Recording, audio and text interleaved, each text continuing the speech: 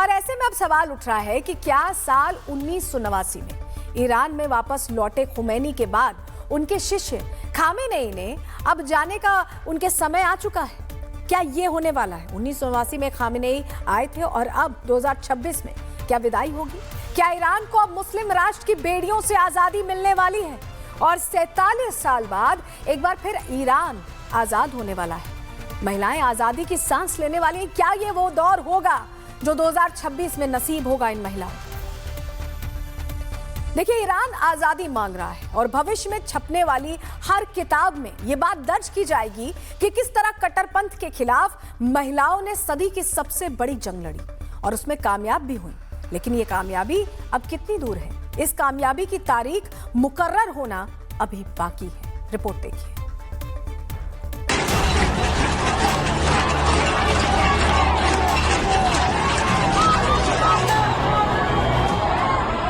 Iran की सत्ता को खून के आंसू रुला देने वाली खातूनें अब मैदान में आ चुकी हैं। ईरान की सड़कों पर महिलाएं 47 साल पुराना हिसाब मांग रही हैं। मुल्ला ब्रिगेड को दौड़ा देने पर ये महिलाएं आमादा हैं। सर से बुर्का हटा, महिलाओं ने हंटर उठा लिया है।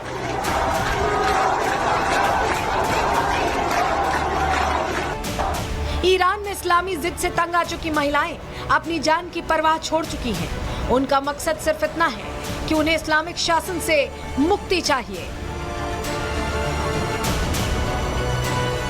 ईरानी महिलाएं सिर्फ सरकार मुर्दाबाद के नारे नहीं लगा रही। मौका मिल रहा है तो ईरान की पुलिस और सेना पर पत्थर भी फेंक रही हैं। जो महिलाएं घर से बाहर नहीं निकल रही, वो भी अपनी बालकनी से जब प्रदर्शनकारियों को इस्लामी शासन की पुलिस पर हावी होता देखती हैं, तो खुश हो जाती हैं। ईरान में महिलाओं के गाने और नाचने पर भी पाबंदी है।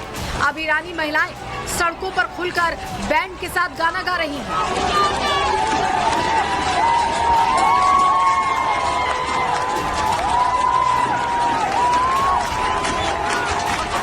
ये ईरान में अनिवार्य हिजाब और मॉरल पुलिसिंग के खिलाफ विरोध प्रदर्शन है। 1989 की इस्लामिक क्रांति के बाद जब ईरान में कट्टर इस्लामिक शासन स्थापित हुआ, तब महिलाओं की आजादी पर कानूनी, सामाजिक और व्यक्तिगत स्तर पर कई सख्त पाबंदियां लगा दी गई, जिन्होंने सीधे तौर पर महिलाओं के जीवन को प्रभावित किया। ईरान में महिलाओं के लिए हिजाब कानूनी तौर पर जरूरी कर दिया गया। बाल दिखाना या मेकअप करना ईरान में अपराध है, जिसके उल्लंघन पर जुर्माना, गिरफ्तारी और मारपीट होती है। महिलाओं को हिरासत में भी ले लिया जाता है। इसके लिए अलग से मोरालिटी पुलिस बनाई गई, जो सड़कों पर गश्त देती रहती है।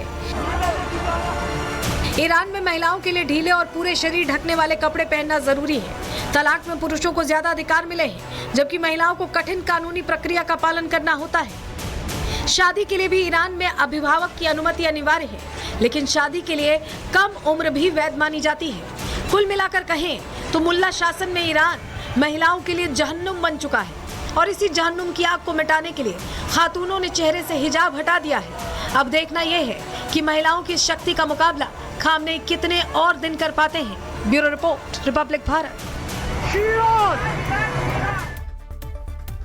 तो देखिए, ईरान में आजादी की लड़ाई लड़ी जा रही है और इस जंगे मैदान में सबसे आगे हैं वो महिलाएं जो अपनी खुशी के लिए लड़ रही हैं। और ऐसे में ईरान के अंदर सीधे तौर पर खलीफा वर्सेस खातून की जंग छिड़ गई है। ग्राफिक्स के जरिए इस पर थोड़ी डिटेल्स आपको दे देते हैं, पूरी जानकारी आपके सामने रखते हैं। दरअसल ईरान में विरोध प्रदर्शनों को बगावत की आग कहा जा रहा है और इसकी शुरुआत महंगाई और आर्थिक संकट से हुई थी, लेकिन अब यह प्रदर्शन खामेनेई शासन को हटाने की मांग में बदल चुका है। पूरे ईरान में 31 में से 27 से ज्यादा प्रांतों में 280 से ज्यादा जगहों पर प्रदर्शन हो रहे हैं। कितने बड़े पैमाने पर हो रहे हैं, आप समझ रहे हैं। महिलाओं ने इस आंदोलन की बागडोर अपने हाथ में ले ली है, वही संभाल रही हैं, वही बागडोर पकड़े हुए हैं। और ये लड़ाई खामनेई वर्सेस ईरानी महिलाओं के बीच अब देखी जा रही है।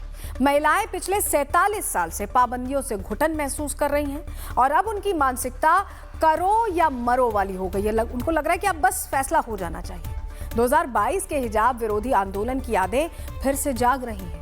महिलाओं ने नया विरोध करने का तरीका अपनाया है। खामनेई की तस्वीरें जलाकर उससे सिगरेट सुलगा रही हैं। हमने आपको तस्वीर दिखाई ना, और ये तरीका अब दुनिया में वायरल हो रहा है। इसे ईरान की महिलाओं का जलता विरोध कहा जा रहा है। ये ट्रेंड कर रहा है। महिलाएं बुर्का या हिजाब उतारकर सड़कों पर उसे जला रही हैं, उसे फूंक रही हैं। डर के प्रतीकों को खुद आग के हवाले कर रहे हैं। महिलाएं कट्टर धार्मिक सत्ता को सीधी चुनौती दे रही हैं।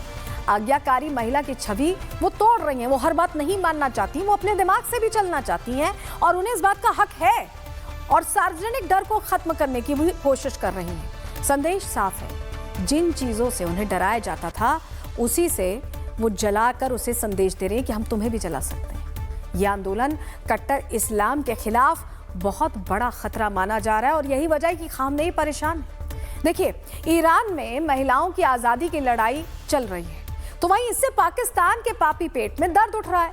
वो ईरान के पुराने दुश्मन नेतन्याहू को निपटाने का प्लान टी लेकर बड़े बड़े ख्वाब देख रहे हैं। लेकिन ख्वाब देखते देखते पाकिस्तान के रक्षा मंत्री ख्वाजा आसिफ ने लाइव टीवी पर वो सब बोल दिया जो उनको दुनिया का अगला मादुरो बना सकता है। पूरी खबर बताएंगे, लेकिन सबसे पहले आप जरा बयान सुनिए।